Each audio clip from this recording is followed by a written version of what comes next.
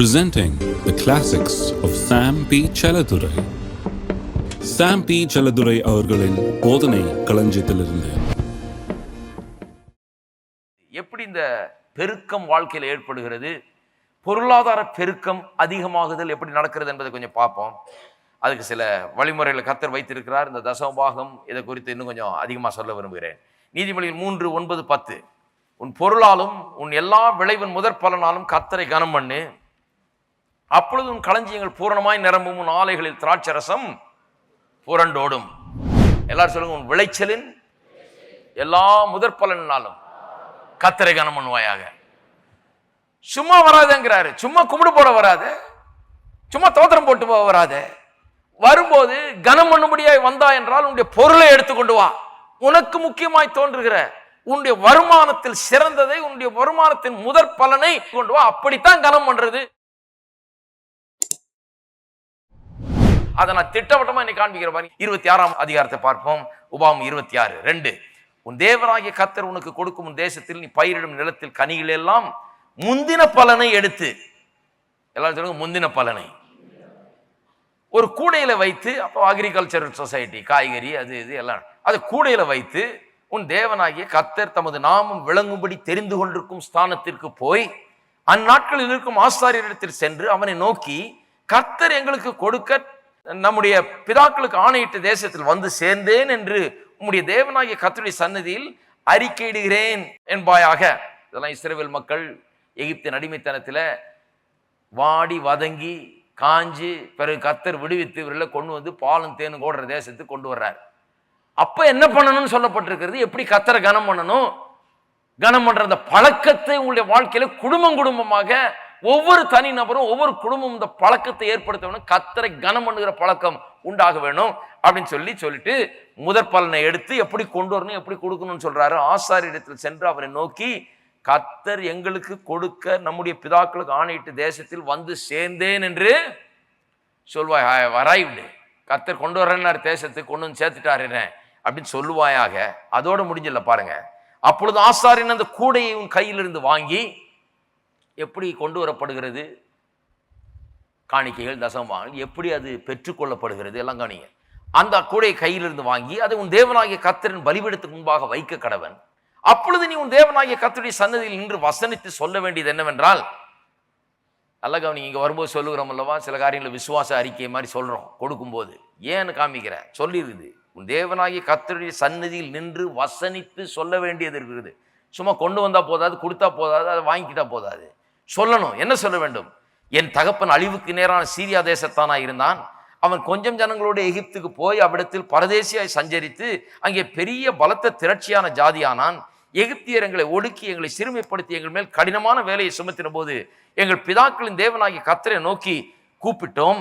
கர்த்தர் எங்கள் சத்தத்தை கேட்டு எங்கள் சிறுமையும் எங்கள் வருத்தத்தையும் எங்கள் ஒடுக்கத்தையும் பார்த்து எங்களை பலத்த கையினாலும் ஓங்கிய புயத்தினாலும் மகா பயங்கரங்களாலும் அடையாளங்களினாலும் அற்புதங்களினாலும் எகிப்திலிருந்து புறப்பட பண்ணி எங்களை இவ்விடத்திற்கு அழைத்து வந்து பாலும் தேனும் ஓடுகிற தேசமாகிய இந்த தேசத்தை எங்களுக்கு கொடுத்தார். இப்பொழுதும் இதோ கர்த்தாவே, தேவரீர் எனக்கு கொடுத்த நிலத்தினுடைய கனிகளின் முதற் பலனை கொண்டு வந்தேன் என்று சொல்லி அதை உன் தேவனாகிய கர்த்தருடைய சன்னதியில் வைத்து உன் தேவனாகிய கர்த்தருடைய சன்னதியில பணிந்து, நீயும் பணிந்து அப்புறம் தான் அங்க வச்சுட்டு தான் அப்புறம் பணியணும்.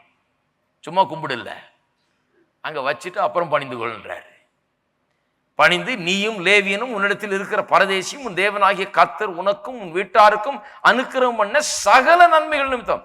பாருங்க, நீயும் லேவியனும் உன்னிடத்தில் இருக்கிற பரதேசி கூட, இஸ்ரவேல் மக்கள் மத்தியில் வாழ்ந்த அந்நியன் கூட சில நேரத்தில் வந்து அவங்களுக்கு வேலை செய்யறது கொள்றது இப்படி அவங்க இதில் வந்து சேர்ந்துக்கிட்டாங்க. பாருங்க, சிலர் அந்நியர்கள் வந்து இஸ்ரவேல் அல்லாத மக்கள், பரதேசி கூட வந்து உன் மத்தியில் அவன் இருக்கான்னா கர்த்தரை கனம் பண்றவனா இருக்கு, நீங்க சும்மா உட்காந்துட்டு இருக்க கூடாதுன்றார். அவனுக்கு இந்த பழக்கத்தை உண்டாக்கு. நீயும் லேவியனும் உன்னிடத்தில் இருக்கிற பரதேசி கூட, பரதேசினா வந்து கொஞ்ச நாள் இருந்துட்டு போறவன், வெளியாளவன், அவனும் உன் தேவனாகிய கர்த்தர் உனக்கும் உன் வீட்டாருக்கும் அனுக்கிரகம் பண்ண சகல நன்மைகள் நிமித்தம் சந்தோஷப்படுவீர்களாக. அப்ப அதனாலதான் இந்த சபையில நாங்க என்ன பண்றோம், கைத்தட்ட சொல்றோம். ஏன்னா இது வந்து இப்படியே உட்காந்துக்கிட்டு ஏதோ கொஞ்சம் காசை கொடுத்துட்டு போறதில்ல. இது ஒரு பெரிய ப்ரொசீஜரா வச்சிருக்காரு கர்த்தர். எடுத்துட்டு வா, கூடையில வை, அதை கொண்டாந்து உன்னால கொடு, அதை வாங்கினோடனே இதை வசனித்து சொல்லு, என்ன சொல்லு, முழு சரித்திரத்தையும் சொல்லுன்றார். எங்க இருந்தேன், எப்படி அடிமையாக இருந்தேன், எப்படி கெட்டு போயிருந்தேன், எப்படி ஒடுக்கப்பட்டிருந்தேன், எப்படி கஷ்டப்பட்டுட்டு இருந்தேன், கர்த்தர் என்னை அற்புதமா விடுவித்து என்னை கொண்டு வந்து விடுதலை ஆக்கினார். அது என்ன, நம்முடைய ரட்சிப்பின் கதை. நான் எப்படி பிசாசுக்கு அடிமையா இருந்தேன், பாவத்துக்கு அடிமையா இருந்தேன், தேவனை அறியாதவனா இருந்தேன், தூரமா இருந்தேன், கர்த்தரை தெரியாதவனா இருந்தேன்.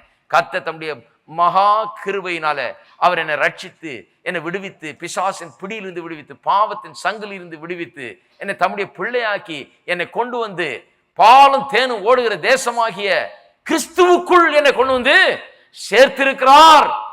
இப்பொழுது என்னுடைய எல்லாவற்றின் முதற் பலனை நான் கொண்டு வந்தேன் ஆண்டவரே என்று சொல்லி சந்தோஷப்படுவாயாக. கேட்குறீங்க, இவ்வளவு பெரிய ப்ரொசீஜர் தேவைதானாங்க? போய் அந்த பொட்டியில உண்டியல்ல போட்டு போனா போதாதா? போதாது. அதனால தான் உண்டியல கிடையாதுங்க. ஹலோ, இருக்கிறீங்களா? உண்டியல்ல போட்டு போனா போதாது.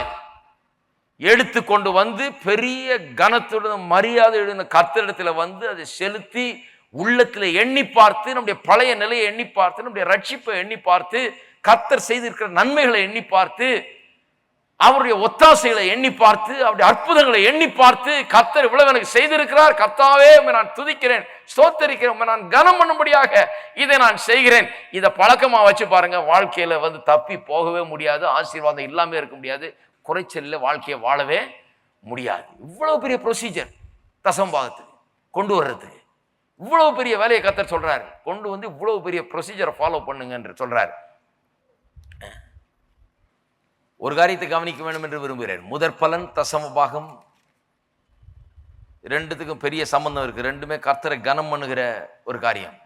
லேவியாகமம் 23:10, இஸ்ரவேல் புத்திரரோடு சொல்ல வேண்டியது என்னவென்றால், நான் உங்களுக்கு கொடுக்கும் தேசத்தில் நீங்கள் போய் சேர்ந்து அதன் வெள்ளாண்மையை அறுக்கும் போது உங்கள் அறுப்பின் முதற் பலனாகிய ஒரு கதிர்கட்டை ஆசாரியத்தில் கொண்டு வர கடவீர்கள். உங்களுக்காக அது அங்கீகரிக்கப்படும் ஆசாரியன் அந்த கதிர்கட்டை ஓய்வு நாளுக்கு மறுநாளில் கர்த்தருடைய சந்நிதியில் அசைவாட்ட வேண்டும். இப்படி எங்க பார்த்தாலும் வாசிக்கலாம் இதை. எண்ணாகமம் 18ஆம் அதிகாரம் 12ஆம் வசனம், அவர்கள் கர்த்தருக்கு கொடுக்கும் அவருடைய முதற் பலன்களாகிய உச்சிதமான எண்ணெயையும் உச்சிதமான திராட்சை ரசத்தையும் தானியத்தையும் உனக்கு உரியதாய் கொடுத்தேன். தங்கள் தேசத்தில் முதற் பழுத்த பலனில் அவர்கள் கர்த்தருக்கு கொண்டு வருவதெல்லாம் உனக்கு உரியதாய் இருக்கும். உன் வீட்டிலே சுத்தமாயிருப்பவர்கள் யாவரும் அதை புசிக்கலாம். இதை லேவியருக்கு கர்த்தர் சொல்றாரு. எப்படி அவர்கள் கொடுக்கும் அவர்களுடைய முதற் பலன்களாகிய உச்சிதமான எண்ணெய், பெஸ்ட் ஆயில் இருக்கிறதுலையே பெஸ்ட் ஆயில், பெஸ்ட் திராட்சை ரசம், இதையெல்லாம் உனக்கு கொடுத்தேன் என்று லேவியனுக்கு கர்த்தர் சொல்றாரு. அப்ப ஜனங்க எப்படிப்பட்டதை கொண்டு வந்தாரு பாருங்க. இருக்கிறதுலையே பெஸ்ட்டை தான் கொண்டு வந்தாங்க. நிறைய பேர் வந்து உலகம் முழுக்க சொல்ற, சில நேரத்தில் கிறிஸ்தவர்கள் எல்லாம் தப்பா நினைச்சிட்டு இருக்காங்க. சபையை ஊழியத்தை எல்லாத்தையுமே இது ஏதோ சபை என்கிறது ஹோம் ஃபார் த புவர் மாதிரி, ஏதோ இருக்கிற மிச்ச மீதியை கொண்டு போய் அங்கே கொடுத்துட்டு வாங்குற மாதிரி, ஓட்ட உடைச்சல், மிச்ச மீதி, கிழிஞ்சது, போனது வந்தது எல்லாத்தையும் வேண்டாங்கிறதெல்லாம் தூக்கிட்டு போய் அங்கே போட்டு வாங்குற மாதிரி சில இடங்கள்ல அப்படி எண்ணுகிறார்கள் பாருங்க. மிகவும் தவறு. கர்த்தர் முதற் பலனை கேட்கிறார், முதற் பலனிலே முதலானவைகளை கேட்கிறார். நான் சொல்லுகிறேன் ஃபர்ஸ்ட் அண்ட் பெஸ்ட். ஏன் கேட்கிறார்? இது இவர் வாங்கி இதில் இவர் சம்பாதிக்கிறாரா, இவர் சாப்பிட்றாரா, இவர் பிழைக்கிறாரா? ஏன் கேட்கிறார்னு சொன்னா, இதை பழக்கப்படுத்துன்னு சொல்றார். அந்த வசனம் ரொம்ப முக்கியம் பாருங்க. கர்த்தரை கனம் பண்ணுவதை உன்னுடைய வீட்டிலே, உன்னுடைய சமுதாயத்திலே பழக்கப்படுத்தும்படி, பழகி கொள்ளும்படி இதனை செய்ய என்று சொல்லுகிறார். இது நமக்கு முக்கியம். இது கர்த்தருக்கு பெரிய காரியம் இல்லை, இது நமக்கு முக்கியமானதா இருக்கிறது. இன்னொரு வசனத்தை வாசிக்க விரும்புகிறேன். இது என்று சொன்னால் நிறைய பேர் சொல்லிடுறாங்க, புதிய ஏற்பாட்டில் தசம பாகம்லாம் கிடையாதுங்க அப்படிங்கிறாங்க. என்ன சொல்றாங்க? பழைய ஏற்பாட்டில் தான் தசம பாகம்லாம், புதிய ஏற்பாட்டில் கிடையாது. இப்படி விசுவாசிக்கிற சில ஆட்கள் இருக்கிறாங்க. நம்ப வேண்டாம். பாருங்க, லூக்கா 11ஆம் அதிகாரம் 42ஆம் வசனத்திலே இயேசு சொன்ன ஒரே ஒரு காரியத்தை மட்டும் வாசிக்கிறேன். எபிரேயர்லையும் அது சொல்லப்பட்டிருக்கிறது. ஆனா இது ஒன்றே போதும். இயேசுவே தன்னுடைய வாயாலேயே சொல்லுகிறார், பரிசேயரே உங்களுக்கு ஐயோ, நீங்கள் ஒர்த்தலாம், மிருக்கொழுந்து முதலிய சகலவித பூண்டுகளிலும் தசமபாகம் கொடுத்து, அதாவது இது எல்லாம் உப்பு மிளகா முதற்கொண்டு எல்லாத்திலையும் தசமபாகம் கொடுக்குறாங்களாம், கொடுத்து நியாயத்தையும் தேவ அன்பையும் விட்டு விட்டீர்கள். இவைகளையும் செய்ய வேண்டும், அவைகளையும் விடாதிருக்க வேண்டுமே. இயேசு இவைகள் தேவையில்லைன்னு சொல்லலை, இதை செய்யாதன்னு சொல்லலை. இதை செஞ்சுட்டு அன்பை விட்டுட்ட, இதையும் செய்யணும், அன்பையும் விடக்கூடாது என்று சொல்லி இயேசுவே தன்னுடைய வாயாலே சொல்லுகிறார். தசமபாகம் செய்யப்பட வேண்டிய ஒரு காரியம் என்று அவர் சொல்லுகிறார். ஆகவே தசமபாகம், முதற் பலன், இதெல்லாம் கொஞ்சம் சம்மந்தப்படுத்தி பார்க்க வேண்டும்.